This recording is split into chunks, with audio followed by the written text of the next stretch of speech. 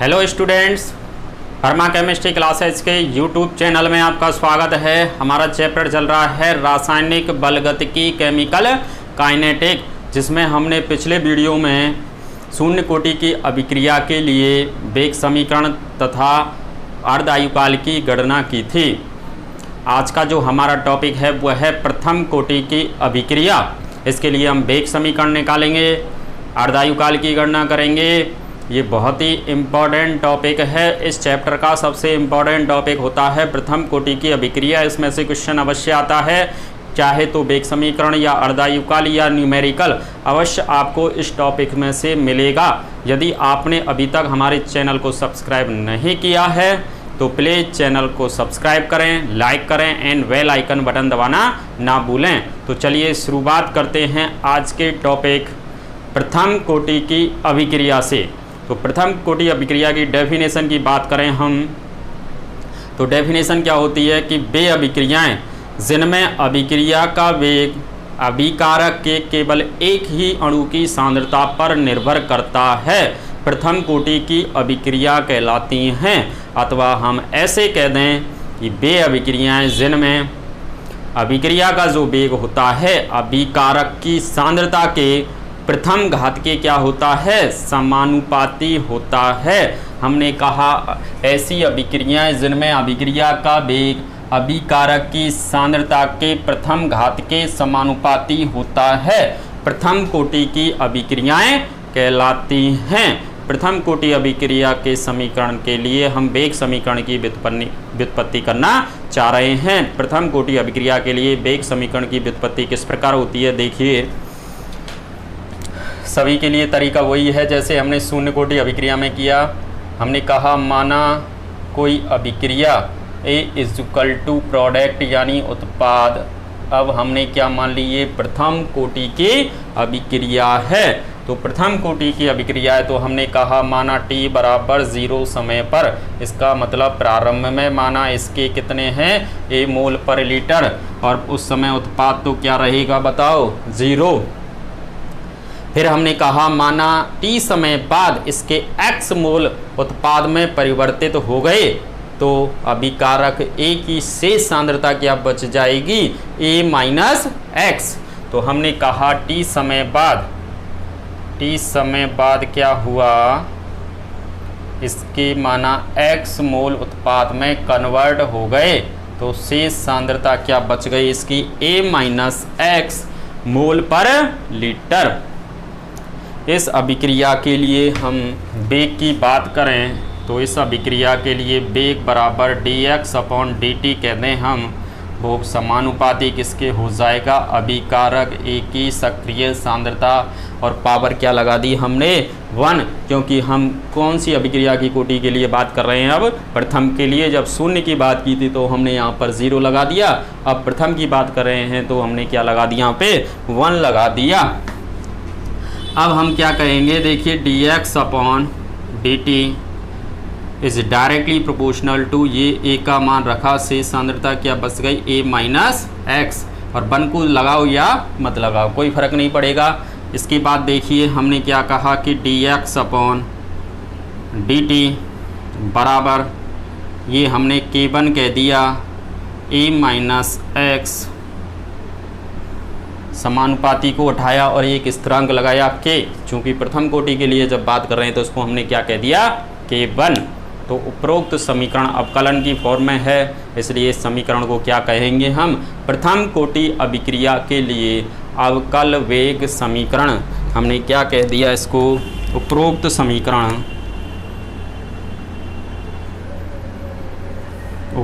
समीकरण प्रथम कोटि अभिक्रिया के लिए अवकल वेग समीकरण कहलाता है, अवकल वेग समीकरण कहलाता है। उपरोक्त जो समीकरण है वो क्या कहला रहा है, प्रथम कोटि अभिक्रिया के लिए अवकलन की फॉर्म में है, इसलिए इसको हम बोलेंगे अवकल वेग समीकरण।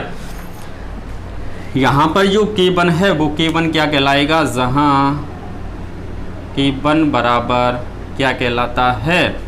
समानुपाती स्थिरांक। और वो प्रथम कोटि अभिक्रिया के लिए क्या कहलाएगा? वेग स्थिरांक। किसके लिए? प्रथम कोटि अभिक्रिया के लिए। प्रथम कोटि अभिक्रिया के लिए K1 क्या कहलाता है? वेग स्थिरांक। ये अवकलन की फॉर्म में निकाल लिया हमने। अब हमने कहा कि इसका समाकलित वेग समीकरण अगर निकालें हम, तो देखिए समाकलित वेग समीकरण के लिए हम क्या करेंगे, वही तरीका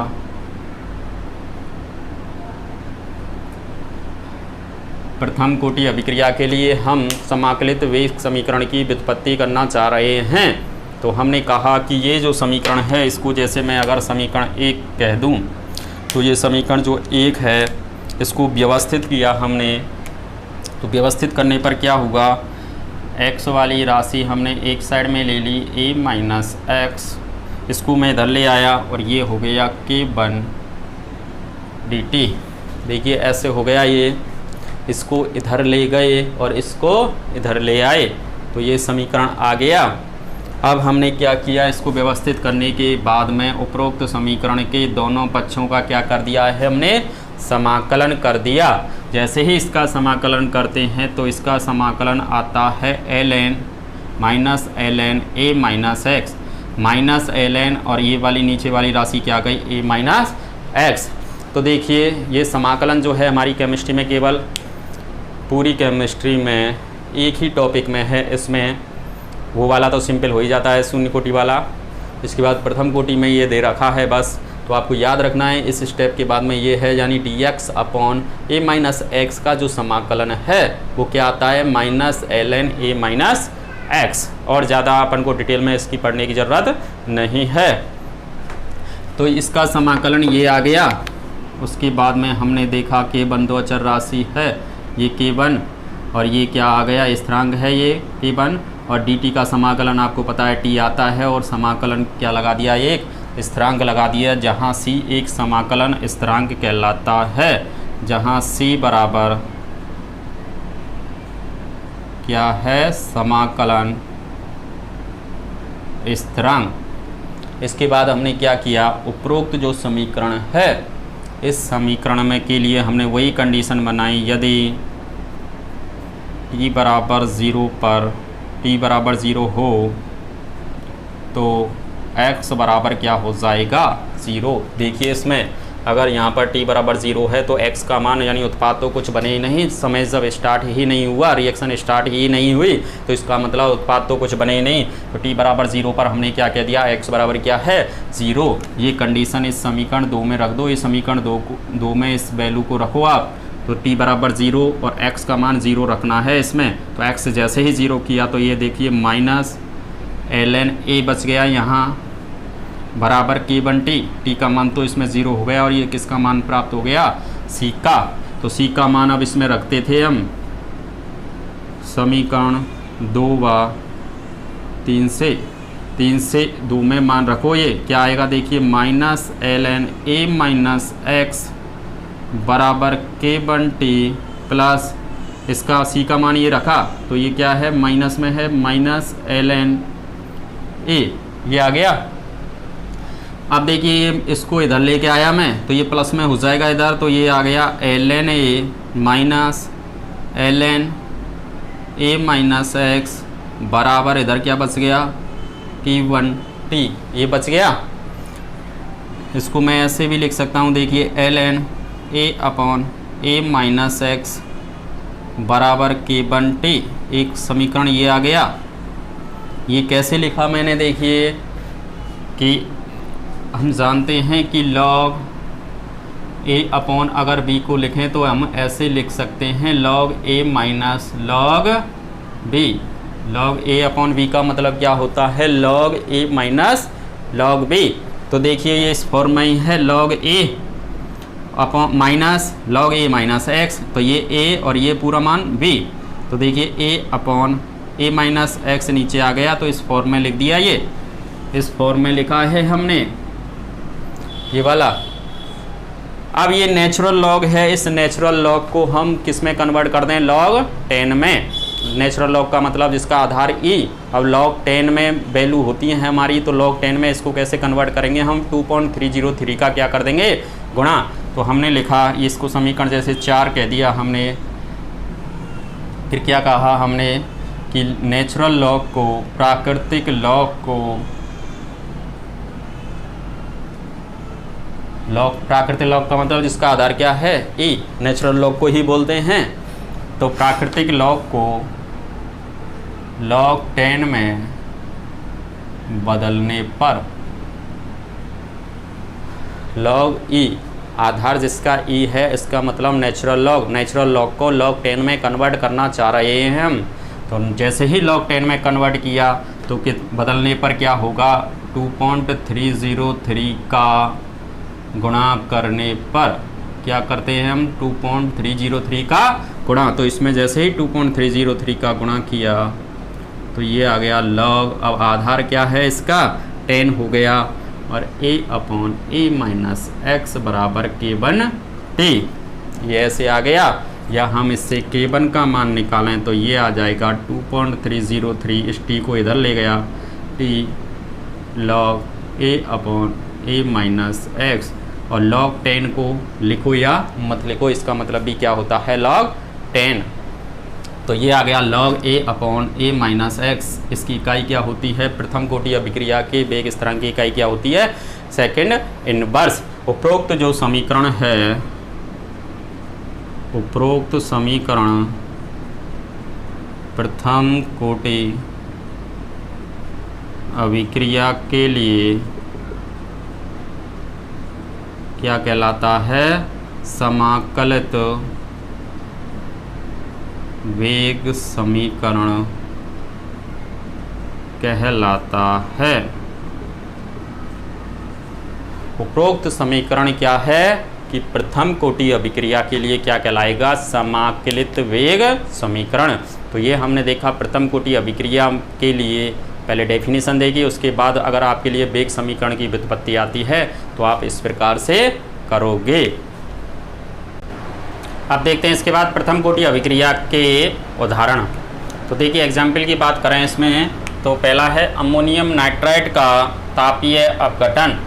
ये इम्पोर्टेंट होता है, ये भी रिएक्शन देखे आपसे ये पूछ सकता है कि उपरोक्त अभिक्रिया किस कोटि का उदाहरण है। तो NH4NO2, इसमें सिंपली बे में भी पता पड़ रहा है कि एक ही मॉलिक्यूल पार्टिसिपेट कर रहा है और इसी की सांद्रता पर अभिक्रिया का वेग निर्भर कर रहा है। तो ये प्रथम कोटि अभिक्रिया का उदाहरण है, NH4NO2 N2+2H2O। तापीय अपघटन किया, गर्म किया हमने जैसे ही।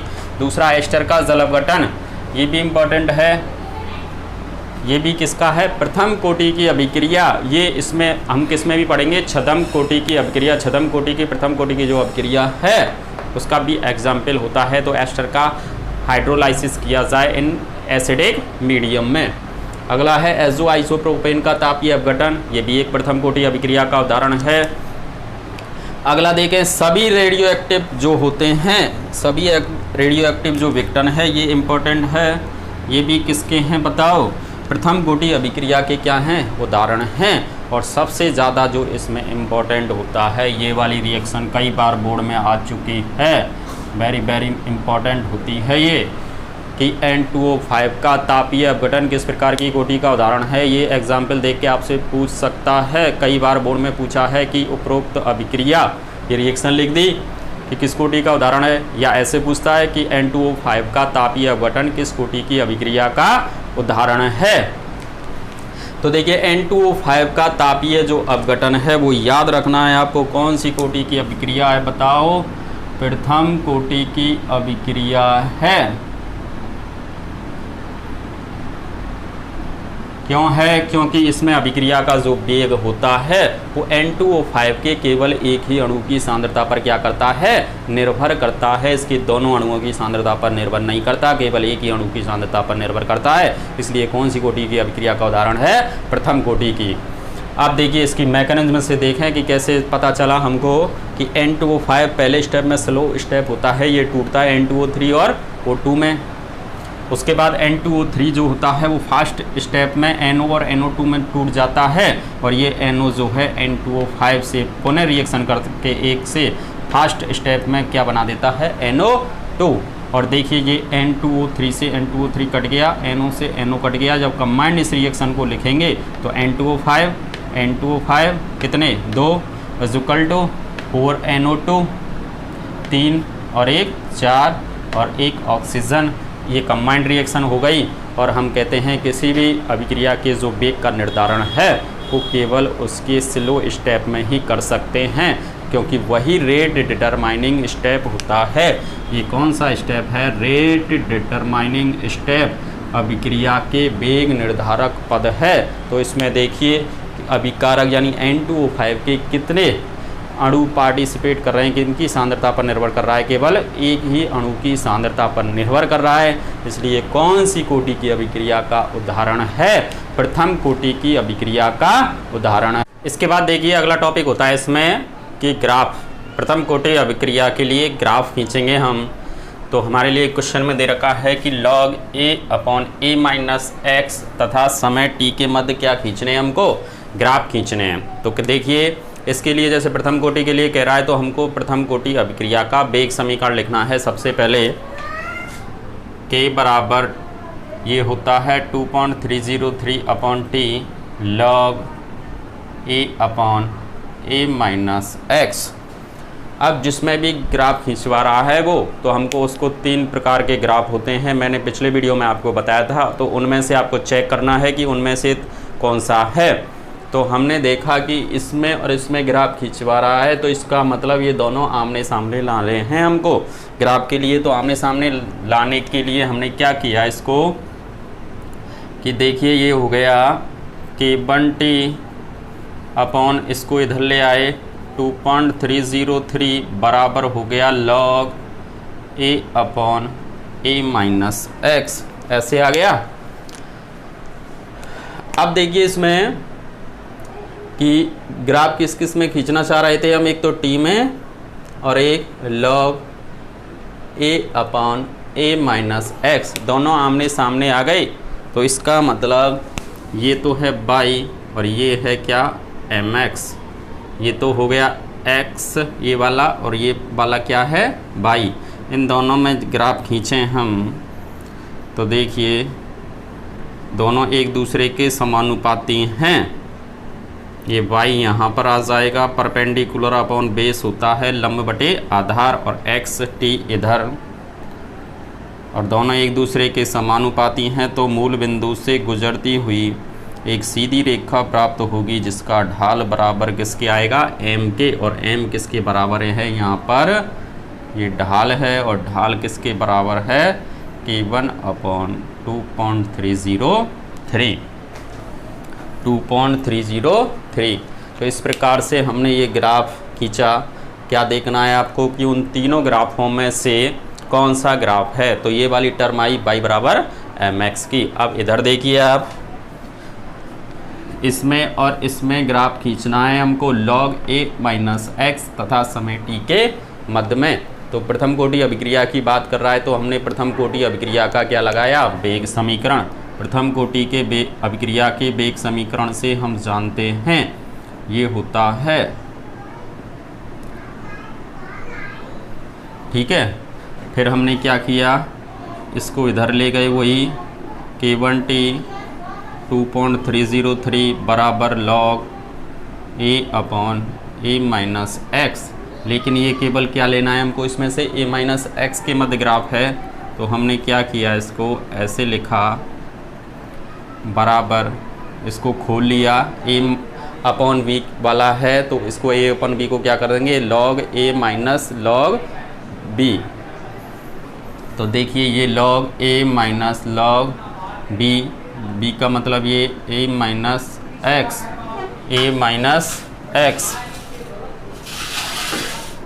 तो अब ये आ गया इसमें, और इसमें चाहिए हमको ग्राफ, तो इसको आमने सामने लाना है। तो इसके लिए हमने क्या किया कि इसको इधर ले गए जैसे, तो ये प्लस में हो गया log A-x बराबर, और इसको इधर ले गए तो ये माइनस में आया, माइनस k1t/2.303, और ये log क्या है, प्लस। अब देखिए इसमें कि ये तो आ गया, देखिए इसमें ग्राफ खींचना चाह रहे थे तो ये तो y आया और ये क्या आ गया x, लेकिन ये ग्राफ किस टाइप का है बताओ, y बराबर माइनस एम एक्स प्लस सी, y बराबर माइनस एम एक्स प्लस सी प्रकार का ग्राफ प्राप्त हुआ। और ऐसे ग्राफ के लिए हम क्या करते हैं, किस प्रकार के ग्राफ आते हैं ऐसे, तो देखिए यहाँ पर ले लिया हमने, क्या लेना है y क्या है log a माइनस एक्स और इधर समय t, तो इस प्रकार का ग्राफ आएगा। इस प्रकार के ग्राफ के लिए ये ढाल बराबर किसके आ जाएगा, देखिए इसमें माइनस K1/2.303, ये ढाल आ गया इसमें। ये वाली जो यहाँ से यहाँ तक क्या कहलाएगा, ये इंटरसेप्ट कहलाएगा, अंतःखंड। और अंतःखंड के लिए देखिए ये वाली जो वैल्यू है अंतःखंड की क्या होगी, c के बराबर होगी, यानी ये किसके बराबर है log c, और ये क्या कहलाएगा अंतःखंड, और ये किसके बराबर होगा log c के। तो ये वाली जो टर्म आई, यानी ये वाला जो ग्राफ है वो कैसा है, y बराबर माइनस एम एक्स प्लस सी। तो ये दोनों प्रकार के ग्राफ हमने देखे। इसके बाद अगला टॉपिक है इसमें प्रथम कोटि अभिक्रिया के लिए अर्ध आयुकाल की गणना। तो अर्ध आयुकाल हाफ लाइफ निकालेंगे हम फर्स्ट ऑर्डर काइनेटिक रिएक्शन के लिए।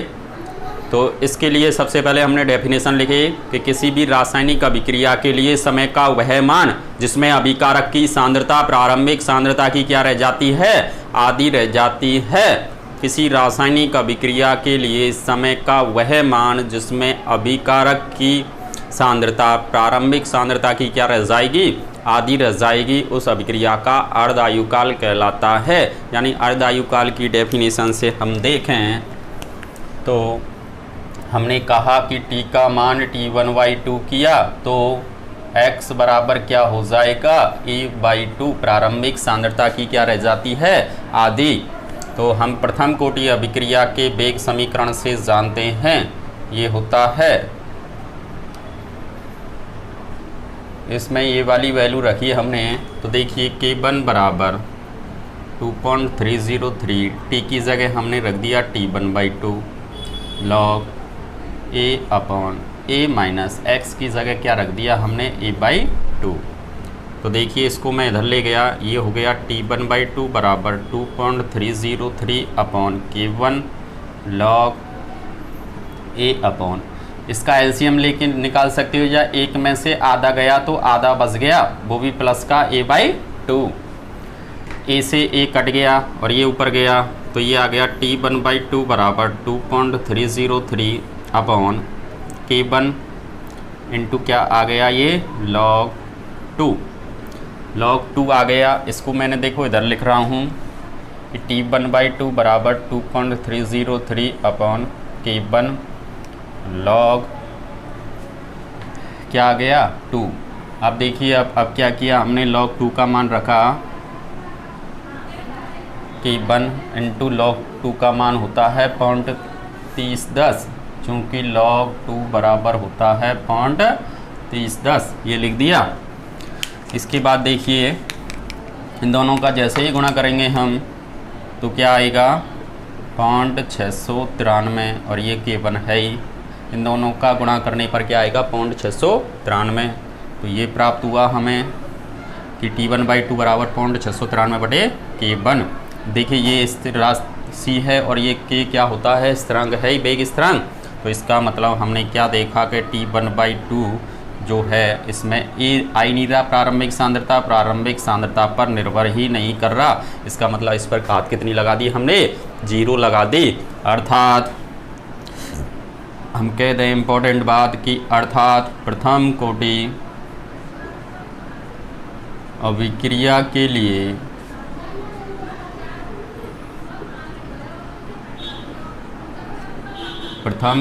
अभिक्रिया के लिए अर्ध आयुकाल का मान अभिकारक की प्रारंभिक सांद्रता पर निर्भर नहीं करता है, क्योंकि इसमें क्या नहीं आ रहा, ए नहीं आ रहा, प्रारंभिक सांद्रता ए नहीं आ रही। तो हमने कहा कि अर्थात प्रथम कोटि अभिक्रिया के लिए अर्धायुकाल का मान अभिकारक की प्रारंभिक सांद्रता पर निर्भर नहीं करता। तो देखिए शून्य कोटि की जब बात कर रहे थे हम शून्य कोटि के लिए क्या प्राप्त हो रहा था, ए पे घात 1 ए पे ए प्राप्त हो रहे थे T1/2 डायरेक्टली प्रोपोर्शनल टू ए, यानी प्रारंभिक सांद्रता के समानुपाती था। अर्धायुकाल शून्य कोटि के लिए तो अर्धायुकाल का मान अभिकारक की प्रारंभिक सांद्रता के समानुपाती होता है, जबकि प्रथम कोटि अभिक्रिया के लिए अर्धायुकाल का मान अभिकारक की प्रारंभिक सांद्रता पर निर्भर ही नहीं करता। ये दोनों इंपॉर्टेंट बातें हैं दोनों के दोनों। अब देखिए दोनों जो कोटि हैं, शून्य कोटि और प्रथम कोटि की अभिक्रिया, दोनों के लिए डेरिवेशन इंपॉर्टेंट होते हैं और अर्धायुकाल की गणना और न्यूमेरिकल। तो हम इन दोनों को एक साथ मैं कंपैरिजन करके बता रहा हूँ, जिससे आपको क्या है याद करने में सुविधा रहेगी। तो आप भी ऐसे याद करोगे। तो देखिए प्रथम कोटि, शून्य कोटि और प्रथम कोटि, इन दोनों के लिए हम क्या निकालना चाह रहे हैं, सबसे पहले वेग समीकरण की व्युत्पत्ति। तो देखिए कंपैरिजन में हम जानते हैं, माना कोई रिएक्शन A = प्रोडक्ट इस प्रकार से संपन्न हो रही है। इसमें भी हमने ये कहा कि A = प्रोडक्ट। अब देखिए इसके लिए हमने वही माना, प्रारंभ में अभिकारक A की सांद्रता A मोल पर लीटर, T समय बाद इसके X मोल उत्पाद में कन्वर्ट हो गए, तो अभिकारक की शेष सांद्रता क्या रह जाएगी, A - X। तो ये प्रारंभ में A, ये 0, A - X और ये X। ऐसे ही ये हमने कहा A 0 X A - X। तो इसके लिए जब वेग लिख रहे थे, वेग बराबर dx/dt डायरेक्टली प्रोपोर्शनल टू अभिकारक A की सांद्रता के शून्य घात के समानुपाती। और इसके लिए जब वेग लिखा हमने, तो वेग बराबर dx/dt डायरेक्टली प्रोपोर्शनल टू अभिकारक A की सांद्रता के 1। इसके लिए लिखा हमने कि dx/dt बराबर, इसके लिए स्थिरांक लगाया k, इसको कहा हमने 0, और किसी पे घात 0 हो उसका मान कितना आ जाता है, 1 आ जाता है। तो ये अवकल वेग समीकरण आ गया था। यहाँ पे हमने अवकल वेग समीकरण के लिए dx/dt इसको हटाया, तो ये k1 और इसका मान क्या है, A - X। ये इसके लिए अवकल वेग समीकरण आ गया था। अब क्या किया था, इसके बाद इसको व्यवस्थित किया था हमने, dx बराबर k0 dt और दोनों का क्या निकाला था हमने, समाकलन, इसका समाकलन x और इसका k0 t प्लस c। फिर c की वैल्यू निकालने के लिए हमने क्या कहा था कि जब t बराबर 0 तो x बराबर भी क्या हो जाएगा, 0। इसलिए c बराबर क्या आ गया था, यहाँ 0 आ गया था। इस c का मान इसमें रखा था हमने, तो ये आ गया k0 t और k0 बराबर क्या हो जाएगा, x/t। तो ये आ गया था क्या, शून्य कोटि अभिक्रिया के लिए वेग समीकरण की व्युत्पत्ति। मोल, लीटर इनवर्स, सेकंड इनवर्स इसकी यूनिट लिख दी थी। तो ये तो हो गया इस प्रकार से। इसके लिए देखें सेम प्रोसेस से चलना है। ये अवकल वेग समीकरण तक आ गए, फिर इसको व्यवस्थित किया हमने, x वाली राशि एक साथ लाए बराबर k1t। इसके बाद क्या किया हमने, इनका समाकलन किया। इसका समाकलन आ रहा था log ln A - x बराबर ये k1t और प्लस c की वैल्यू के लिए फिर हमने क्या किया, ये कंडीशन लगाई, जब t बराबर 0 तो x बराबर क्या हो जाएगा, 0। तो इसमें ये मान रखा हमने। तो देखिए -ln A बराबर क्या आ गया था, c। इसका मान इसमें रखो, A - x बराबर k1t प्लस की जगह ये क्या आ जाएगा, ये माइनस ln A। इसको इधर लेके आ गए प्लस वाले को, तो देखिए ये ln A x बराबर k1t ये आ गया। इसको हम क्या लिख सकते हैं बताओ, ln A x बराबर k1t। और इसको नेचुरल लॉग को log 10 में कन्वर्ट करने के लिए 2.303 का क्या कर देते थे, गुणा कर देते थे। तो ये आ गया k1t बराबर 2.303 log a upon a minus x, और k1 का जब मान निकाला तो ये आ गया t log a upon a minus x, और ये आ गया किस में, सेकेंड इन्वर्स में। तो ये हमने वेग समीकरण के लिए दोनों में क्या है, ऐसे आप याद करोगे तो एक साथ जब दोनों को याद करोगे तो भूलोगे नहीं। तो इस प्रकार से दोनों में ही क्या है, समानता है, किस प्रकार से किया सॉल्व इसको, तो ये याद रखना है ऐसे आपको। अब इसके बाद में देखते हैं हम दोनों के लिए अर्धायुकाल की बात करें तो देखिए अर्धायुकाल क्या है कि हमने लिखा कि अर्धायुकाल की डेफिनेशन से हमने क्या लिख दिया कि t बराबर क्या है, t1/2 और x बराबर क्या होगा, a/2। अब शून्य कोटि अभिक्रिया का वेग समीकरण हमने लिखा, इसमें ये वाली कंडीशन रखी हमने k0 बराबर x का मान a/2 और t का मान t1/2। t1/2 को इधर ले गए तो ये आ गया a/2k0, अर्थात हाफ लाइफ यानी अर्धायुकाल समानुपाती किसके आ गया था, a के, अर्थात शून्य कोटि अभिक्रिया के लिए अर्धायुकाल का जो मान है वो अभिकारक की प्रारंभिक सांद्रता की क्या होता है, समानुपाती होता है। अब प्रथम कोटि के लिए ये वाली कंडीशन रखें हम, जैसे देखो कि t बराबर तो क्या रखा डेफिनेशन से t1/2, x बराबर a/2, और प्रथम कोटि अभिक्रिया का वेग समीकरण लगाया log a upon a minus x, k1 बराबर 2.303, t का मान t1/2, log a upon a minus x का मान क्या है, a/2, और इसको इधर ले गया मैं 2.303 upon k1 log a upon a में से एक में से आधा गया तो क्या बच गया, आधा, ये कट गया और ये ऐसे गया, log आ गया क्या 2, और log 2 बराबर कितना होता है 0.3010, तो ये रखा हमने 0.3010 इसका मान। जब इन दोनों का गुणा करते हैं तो ये आता है t1/2 बराबर 0.693 अपॉन k1, ये मान प्राप्त हो गया इसके लिए अर्धायुकाल। और जब इनके लिए देखते हैं कि इन दोनों तो स्थिर राशि हैं तो t1/2 तो है वो अभिकारक की प्रारंभिक सांद्रता पर निर्भर ही नहीं करता। तो इस प्रकार से इन दोनों में भी हमने कंपैरिजन निकाल लिया। धन्यवाद।